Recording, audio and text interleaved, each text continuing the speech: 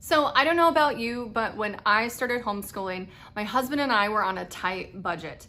We were only on one income, and we had decided that I should stay home and school our kids and do it as affordably as possible. So back then we really did not have a lot to spend on our curriculum.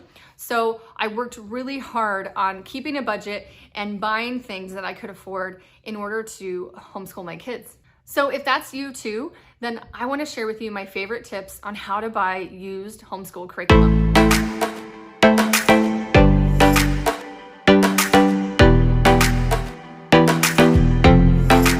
Hey guys, I'm Ashley. Welcome to Joyful Noise Learning. I've been homeschooling my 3 kids since 2013, and I like to look for the joy among the noise in my homeschooling and in my life. So that's what I talk about here on my channel.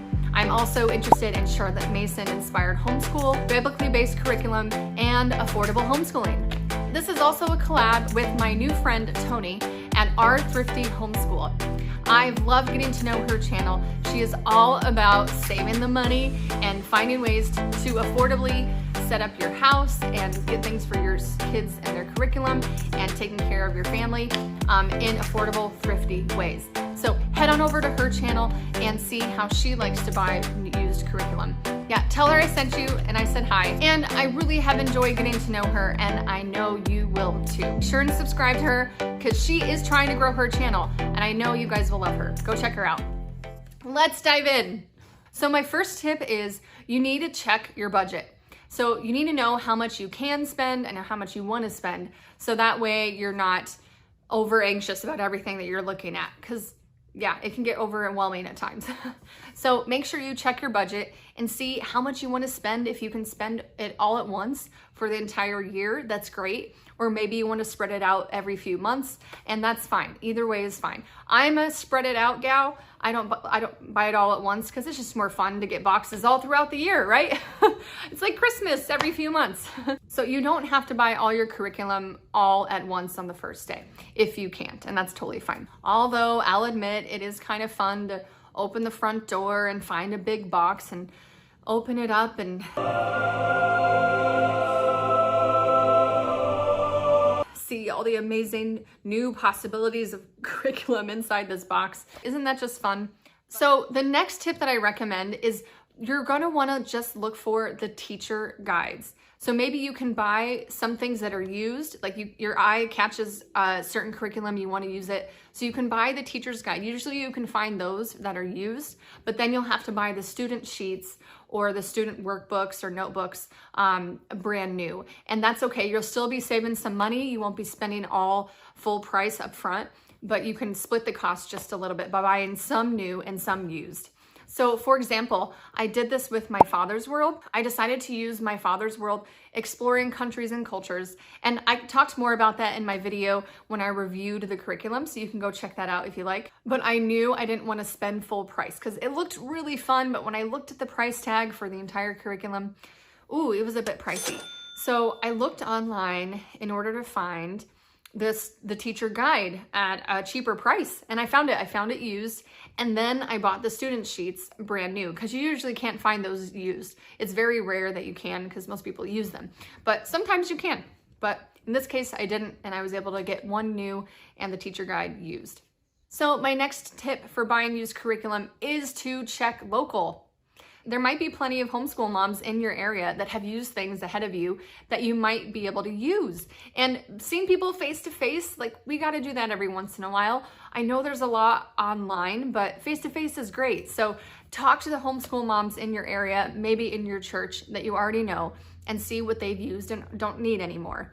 Sometimes homeschool moms in the area get together and do a big sale at the end of the year. You can usually look for those in May or June, maybe April sometimes, to find people who are selling their old curriculum they don't need anymore. Those are really fun.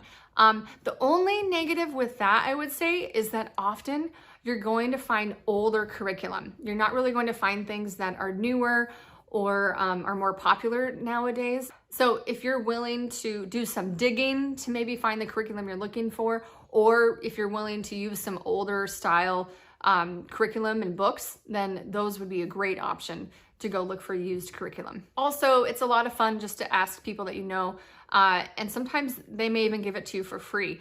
I did have one really close friend of mine who was several years ahead of me in homeschooling her kids, and I used to go to her just to ask her questions. What do I do? How did you do this when your kids were little? But she had finished homeschooling all her kids, and she called me over one day and said, check my basement. I'm gonna get rid of all my homeschool stuff. Take whatever you want. And I was like, really? Are you sure? That was like a homeschool mom's dream, to be able to go and pick through curriculum and get it all for free. Oh, it was such a blessing. I was so encouraged by her. And I didn't take everything, but there was a lot that I was excited to take, and I knew I wanted to try. And so I'm hoping one day that I can bless a younger homeschool mom with my used things and just pass them on to her. So that leads me into my next tip, which would be, don't buy everything or take everything just because it's cheap or free. So sometimes you can get caught up into being like, oh, it was $4, so I bought it. Or, oh, it was $5, so I bought it. Or, oh, it was free, so I took it. And then you end up putting these things on your shelves, and then they don't get used. Don't ask me how I know.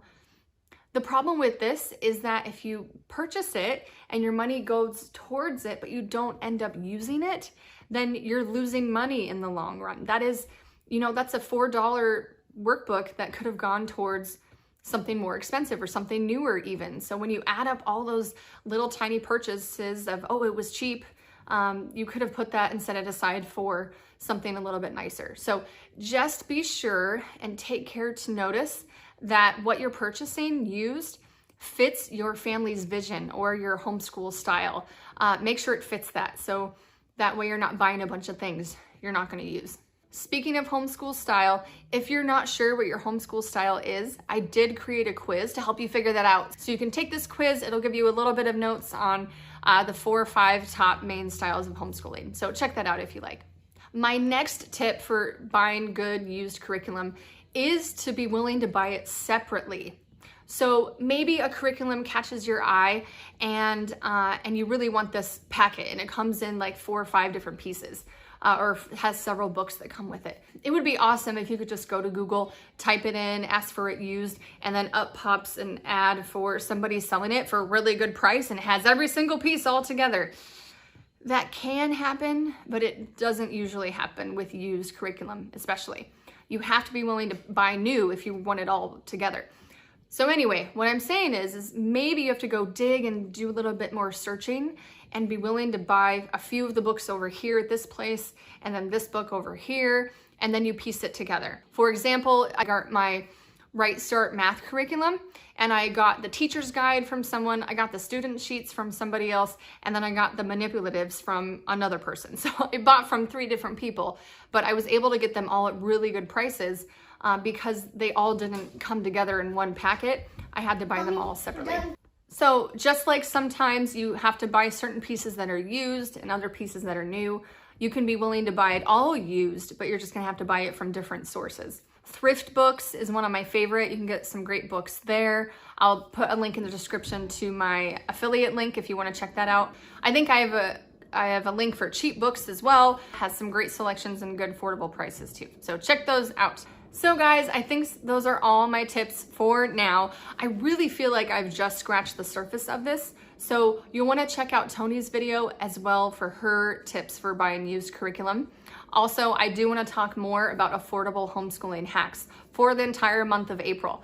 If you're interested in that, be sure to subscribe so you don't miss the next video. And if you've got any questions about what we've talked about today, please let me know in the comments. I would love to chat with you. So you rock at homeschooling. Go find your joy among the noise. I'll see you next time.